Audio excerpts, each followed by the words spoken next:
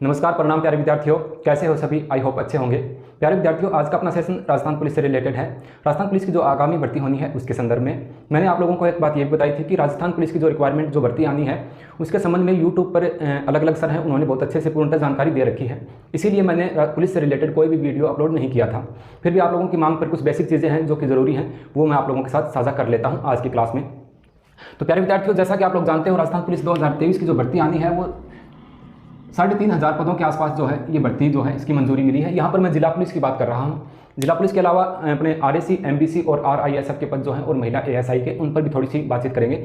लेकिन यहाँ जो बातचीत की जा रही है सीईटी के दायरे की बात हो रही है, तो ये 3500 पदों के आसपास जिलेवार जो भर्ती आएगी उसकी मैं बात कर रहा हूँ। राजस्थान पुलिस कांस्टेबल की बात हो रही है। तो सबसे पहली बात ये थी कि सर सीईटी 12th लेवल का जो है उसमें हमारे कितने अंक हों ताकि हम फिजिकल की तैयारी करें। ये महत्वपूर्ण बात है, ये ज़रूरी भी है और ये अधिकतर पूछी गई बात जो है उसी पर मैं चर्चा कर रहा हूँ। तो जिन बच्चों के ये मैंने यहाँ पर लिख के रखा है इसके अकॉर्डिंग नंबर बन रहे हैं सीईटी में, तो आप निश्चित रूप से फिजिकल की तैयारी जो है वो करना स्टार्ट कर दीजिएगा। थोड़ा सा समय आप लोगों को कम भी मिल सकता है फिजिकल की तैयारी हेतु। तो मैं आप लोगों को यही कहना चाहूँगा कि आप फिजिकल की तैयारी जो है वो धीरे धीरे अभी से स्टार्ट कर दीजिएगा। 5 किलोमीटर की दौड़ है वो आसानी से उस समय आपकी हो जाएगी, लेकिन किसी भी चीज़ के लिए प्रिपरेशन जो है वो आवश्यक होती है, ये बात आप जानते हो। तो अगर सीईटी 12th लेवल की बात की जाए, क्योंकि ये 3500 पदों की जो भर्ती का आयोजन होगा ये इसी के अंतर्गत इसको रखा गया है। अगर आपके सीईटी में इस दायरे में नंबर बन रहे हैं तो आप यहाँ पर एलिजिबल हो सकते हो। अपने जो फिजिकल के लिए अपने फॉर्म अप्लाई किए जाएंगे, जो रिक्वायरमेंट मांगी जाएगी उसके अकॉर्डिंग। अगर आप सामान्य कैटेगरी से बिलोंग करते हो तो 167 प्लस नंबर आपके हैं, तो आप निश्चित रूप से मैं आपको पक्का कह रहा हूँ कि आप लोग तैयारी में जुट जाइएगा। फिजिकल की तैयारी जो है वो फिजिकल की तैयारी किस हिसाब से करनी है वो यूट्यूब पर आप लोग देख लेना। मैं भी थोड़ा सा मेरे हिसाब से बता दूंगा कि किस हिसाब से आप थोड़ा अपने आप को प्रिपेयर इसके लिए कर सकते हो। तो 167 नंबर जो हैं वो सामान्य कैटेगरी के जो अभ्यर्थी हैं तो वो राजस्थान पुलिस के लिए एलिजिबल यहाँ पर हो जाएंगे। ईडब्ल्यूएस के जो अपने अभ्यर्थी हैं वो 160 प्लस नंबर अगर उनके बन रहे हैं तो वो निश्चित रूप से यहाँ पर फॉर्म भरने के लिए एलिजिबल हो जाएंगे। ओबीसी के अभ्यर्थी 162 प्लस नंबर हैं तो ये ठीक है उनके लिए, और एमबीसी के अभ्यर्थी 157 प्लस नंबरों के आसपास हैं या इससे अब वो हैं, तो निश्चित रूप से आप फिजिकल की तैयारी जो है वो धीरे धीरे स्टार्ट कर दीजिएगा। साथ ही अपना जो लिखित एग्जाम परीक्षा है तो उसकी तैयारी भी आप यहाँ से शुरू कर सकते हैं। ऐसी कैटेगरी के जो अभ्यर्थी हैं तो 154 प्लस नंबर उनके सीईटी 12th लेवल में बन रहे हैं, तो आप तैयारी में जुट जाइएगा। और एसटी कैटेगरी के जो अभ्यर्थी हैं वो 150 नंबरों के ऊपर है, तो आप फिजिकल की तैयारी जो है वो स्टार्ट कर दीजिएगा। अब आप ये मत सोचना कि सर आपने यहाँ पर कम बताई है ये कट ऑफ, हम तो सोच रहे थे कि 170 या 172 नंबरों से ऊपर जो है वो सामान्य कैटेगरी के अभ्यर्थियों को यहाँ पर आमंत्रित किया जाएगा फॉर्म भरने के लिए। इसमें रीज़न ये है, देखो ये जो 10th लेवल का जो सीईटी का एग्जाम हुआ है तो ये तो है नहीं कि ये सिर्फ पुलिस भर्ती के लिए है, ये अन्य भर्तियों के लिए भी है, एलडीसी के लिए भी है, अन्य भर्तियां और आएंगी जैसे लाइब्रेरियन वगैरह उनके लिए भी है। तो इसमें जो 35% अभ्यर्थी हैं, आप लोगों को ये बात पता होगी, उनकी एज हो चुकी है। ठीक है, जो आयु का दायरा है वो पार कर चुके हैं, क्योंकि राजस्थान पुलिस में एक एज लिमिट होती है और एज लिमिट जहाँ पर होती है तो कई कैंडिडेट ऐसे हैं, 35 से 40% कैंडिडेट ऐसे होंगे जो एज की वैधता की वजह से यहाँ पर ये फॉर्म अप्लाई नहीं करेंगे। कई कैंडिडेट ऐसे भी हैं जो इच्छुक नहीं, राजस्थान पुलिस में आने के इच्छुक नहीं है। कई अभ्यर्थी ऐसे भी हैं जो फिजिकल वगैरह जो है अपने फिजिकल अटेम्प्ट करते हैं तो उनमें उनकी दिक्कत आती है, तो इस वजह से वो इस रिक्वायरमेंट में नहीं शामिल होना चाहेंगे।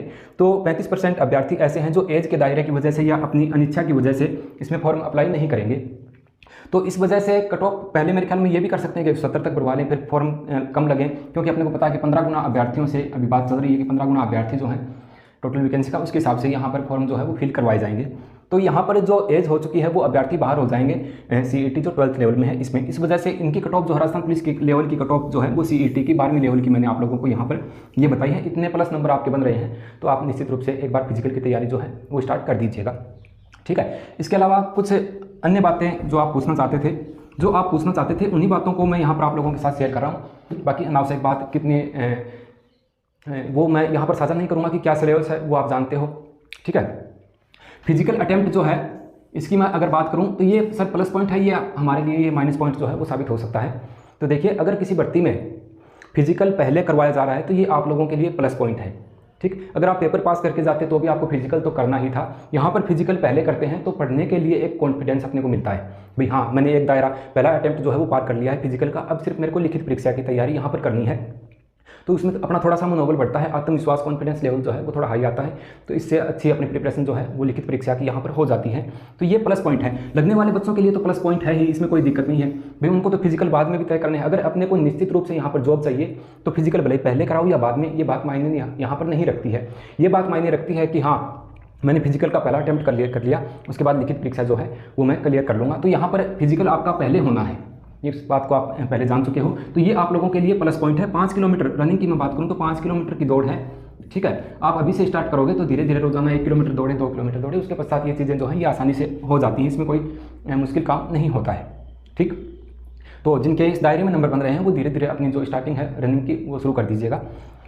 टोटल डिपार्टमेंट रिक्वायरमेंट की मैं बात करूं भाई, टोटल ये तो 3500 पदों के आसपास जो है ये राजस्थान पुलिस जो जिला पुलिस है उसकी मैं बात कर रहा हूं, तो ये यहाँ पर 3500 पदों के आसपास है। इसके अलावा अगर बात की जाए तो अगर मैं प्लस इसमें करूँ तो 2000 पदों के आसपास मैंने एक बार पहले बताया था, अन्य सर हैं उन्होंने आपको बता रखा है। ये RISF की जो भर्ती आनी है तो ये भी मेरे ख्याल में CET के दायरे में आएगी, क्योंकि एक बार इसी प्रकार से खनिज विभाग की भर्ती आई थी जो कि 12वीं लेवल पर रखी गई थी। अगर इसको 12वीं लेवल पर रखा जाएगा तो इसमें भी CET की वैधता जो है वो आवश्यक रूप से मानी जाएगी। इसके पश्चात अपने 1000 पदों से ऊपर महिला ASI जो है 2000 की बात चल रही है, हालांकि फिर भी अभी पुख्ता नहीं हुआ कि कितने पदों पे आएगी। 1000 पदों के आसपास महिला ASI जो है इसके पद जो है वो आएंगे, तो उनकी भी आप तैयारी कर सकते हैं। यहाँ पर मैं टोटल डिपार्टमेंट यानी पुलिस विभाग से संबंधित जो भर्ती आने वाली है उसको 25 पदों के आसपास यहाँ पर SI की भर्ती जो है उसका आयोजन भी होना है 625 के आसपास। तो ये आने वाली भर्तियां हैं पुलिस डिपार्टमेंट में। 3500 पदों पर जिला पुलिस की भर्ती है, 2000 पदों पर RISF की है, और 1000 पदों से ऊपर यानी 2000 पदों के आसपास महिला ASI की है, 625 पदों के आसपास SI की भर्ती जो है इसका आयोजन भी होना है। इसके अलावा एक भर्ती RAC की है और अपने MBC की जो मेवाड़ व्हील कोर है इस भर्ती का आयोजन भी होना है। तो ऐसे टोटल मिलाकर के ये भर्ती जो है 3500 ये है, 2000 ये माने तो 5500 और ऐसे करके 7500 पदों के आसपास टोटल दायरा जो है ये इस रिक्वायरमेंट का पहुंच सकता है। अब मैं कुछ बात पेपर से संबंधित कर लेता हूं। पेपर में आप लोगों की तैयारी अच्छी होनी चाहिए। मेन बात जो है वो आपको महिला और बाल अपराध का टॉपिक जो है वो अच्छे से यहाँ पर कवर करके जाना है, क्योंकि इस प्रकार के टॉपिक जो हैं वो मेरिट बनाते हैं। तो महिला और बाल अपराध का टॉपिक है उसको अच्छे से कवर कीजिएगा, और साथ ही जो अपने करंट अफेयर संबंधित जो भी योजनाएं वगैरह या अन्य जो बड़ी घटनाएं जो देश में होती हैं ऐसे प्रश्नों को आप अच्छे से देख लीजिएगा।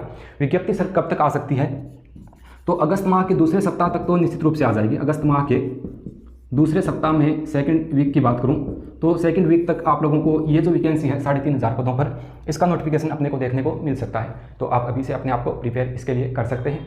अन्य कोई जानकारी आपको चाहिए होगी तो आप कमेंट कर दीजिएगा। कमेंट जैसे ही टाइम मिलेगा मैं कमेंट के अनुसार आप लोगों को वो चीज़ जो है वो उपलब्ध करवाने की कोशिश करूँगा।